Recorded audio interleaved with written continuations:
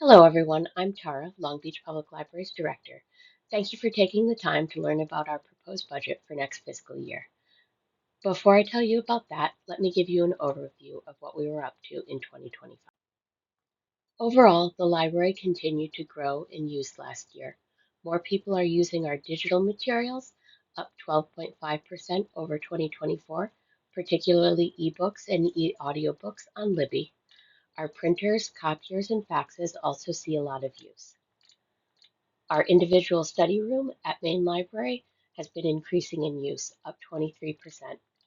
A statistic we're really proud of, we nearly doubled the number of active cardholders in 2025. Active cardholders mean those who use their library card at least once per month. However, even though the number of holds placed by Long Beach cardholders increased in 2025, the number of holds actually filled and the circulation of physical books went down. Why am I telling you about areas where we're seeing decreases? Well, some of that definitely has to do with increasing usage of Libby for digital books. It also shows the impact of something that happened in 2025. As you may have seen on the library's social media or in the news, the largest supplier of books for public libraries in the US, Baker & Taylor, closed suddenly in September 2025. We had to quickly pivot to new suppliers, and a lot of books were delayed in getting out on our shelves by their release date. Baker & Taylor also used to process our books before sending them, so they were shelf ready when they got here. No other supplier was able to do that, so we began processing them in-house, which led to even longer delays. As things began to normalize with new suppliers in 2026, it became clear that we're spending an average of 30% more for books. We expect this to continue. So if in fiscal year 2027 we allocated the same amount of money as we did this current fiscal year, we would end up with about 30% fewer books. I want to highlight the work that our Patron Services Department does. A book goes through quite a journey before it gets to you. After a librarian selects a book, they decide on a suitable number of copies for our 3 locations and send a list to Patron Services staff who place orders. In these photos, you see our head of Patron Services, Jen Firth, unpacking a day's shipment of new books for the library. Every box is unpacked, every book is checked against the packing slip, stamped received, and then wrapped in a protective covering which is glued by hand to the book. In continuing its journey to you, Patron Services staff make and apply various labels and stickers to every book. Books are then entered into the library's catalog, and books with holds are triggered in our system so you get notified that an item is ready to pick up. Any remaining books are placed on our new bookshelves for patrons to browse and borrow. In addition to receiving and processing books, Patron Services staff are at the circulation desk every day, greeting you, answering questions, and checking out your items. Most days of the week, they also process between 3 and 6 bins of items delivered by Nassau Library System. Moving on to what's been happening with our programs and services for adults. We held over 2,200 programs attended by over 25,000 people last year. I want to highlight just 2 things we began offering last year. Our monthly silent book club event held off-site at Barrier Beats. It's simply an hour of reading whatever you want and discussing or socializing afterwards. It happens the second Wednesday of every month at 7 p.m. We also launched a little free pantry at the main library where anyone can take or donate food. Our youth services department was also very busy this year. Over 26,000 people visited our children's room at the main library. We held 875 programs attended by nearly 24,000 people. We expanded our video game programs and Switch game lending in 2025. We even added a Nintendo Switch that you can borrow from our library of things. We also launched Story Jams, led by Miss Allie and Miss McKella. Miss McKella is a classically trained musician and enthusiastically brings those skills to Story Jams. She also regularly holds string instrument tuning sessions, so look for that in our online calendar if you're interested. But don't just take it from me that we've been busy. Nassau Library System did research and analysis for us on what we've been doing and how what we offer saved Long Beach residents at least $6 million $106,000 in 2025.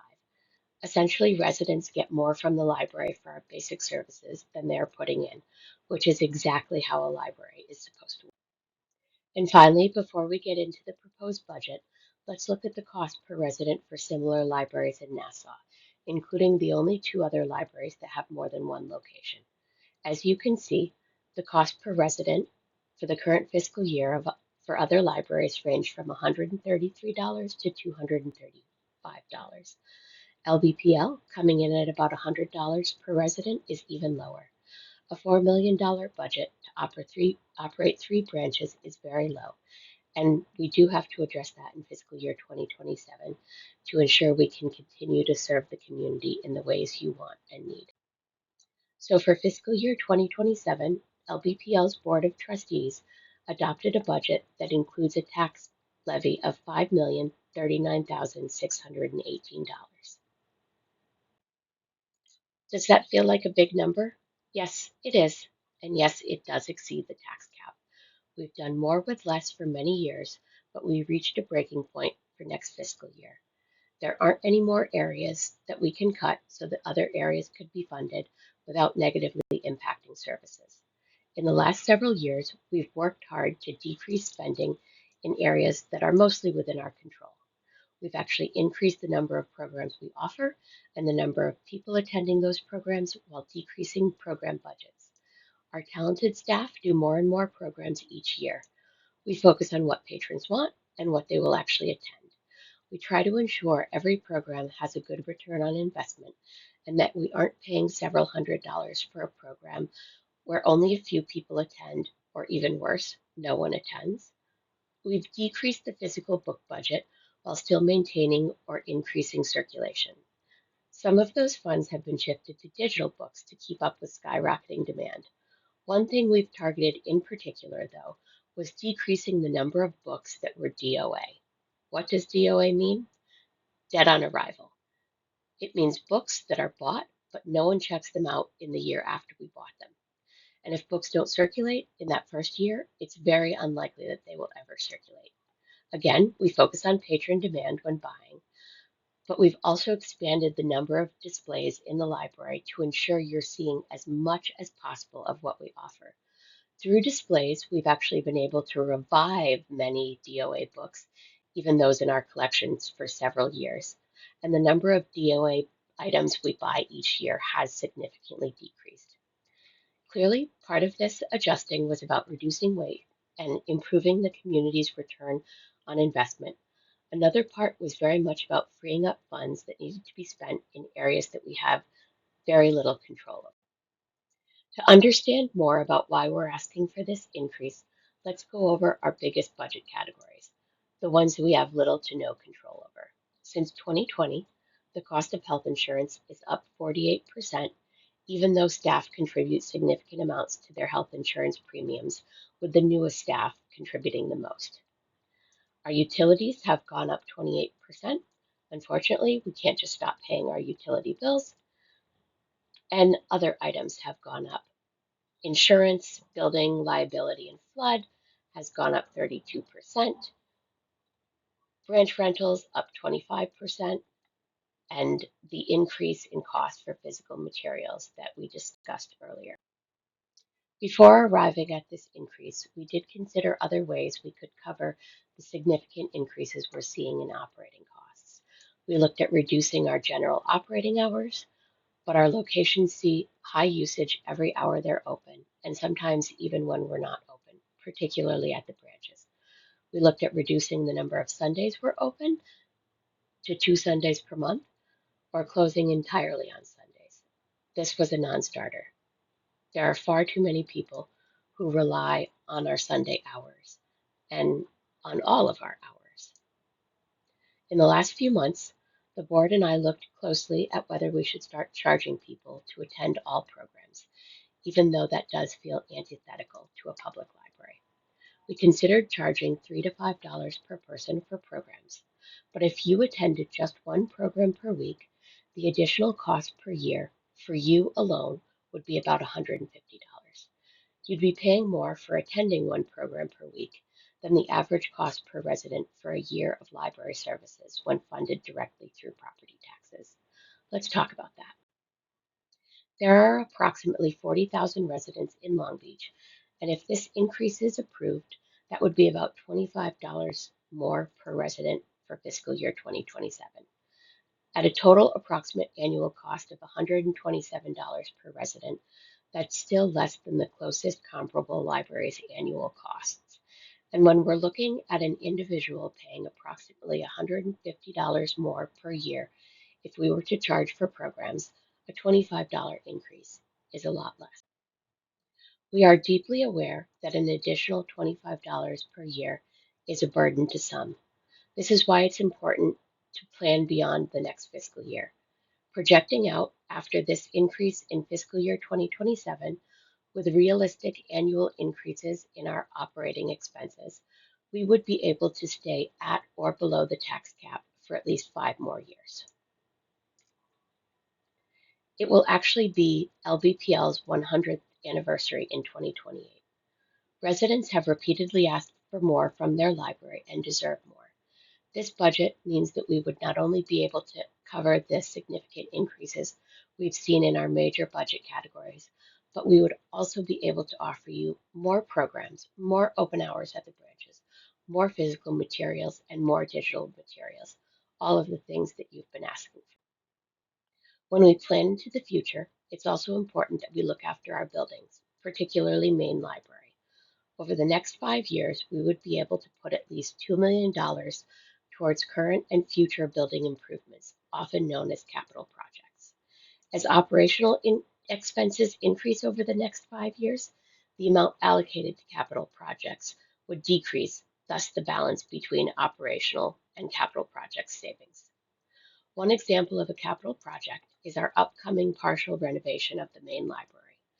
Currently, this partial renovation is solely funded by a $2.5 million federal grant. We'll be able to use some of the capital funds in next year's budget and budgets beyond that to expand that renovation, moving us towards library spaces and technology that work even better for our community. Earlier, I shared the budget and cost per resident for some comparable libraries. But how does this proposed increase compare to all the libraries in Nassau County? For this current fiscal year, we are 41st of 54 libraries. This puts us in the bottom third of library costs per resident for the county. If the fiscal year 2027 budget is approved, we would not even move to the middle third. We would move to 37th, putting us in the top of the bottom third. Still an incredible value to Long Beach residents. So what are we looking at for spending by category in fiscal year 2027? With this budget, we can increase our physical and digital collections to fill your holds faster and for you to discover new favorites. It would mean putting more towards our streaming services instead of cutting back like we had to do this year. We want to bring you more programs, not less. We constantly get requests for various new programs from the community, as well as proposals from presenters who want to bring their program to the library and be paid for it. We need to replace technology that's end of life and increase spending for maintenance of our copiers and printers due to the increased demand we've been seeing. There are many items that help the library operate, including the fees we pay to Nassau Library System for the technical services and delivery services they provide to us. We also have to increase our supplies budget so we can process items in-house. Increasing the building operation budget line helps pay for the increases in Renting Point Lookout and West End, for our fantastic security guards at the main library, and the rise in prices we're seeing with custodial supplies. Costs for municipal services, such as sanitation and civil service, have increased, so we have to up that budget category a bit for next fiscal year. We will also be increasing our capital projects budget category by 68 million%. Why 68 million%?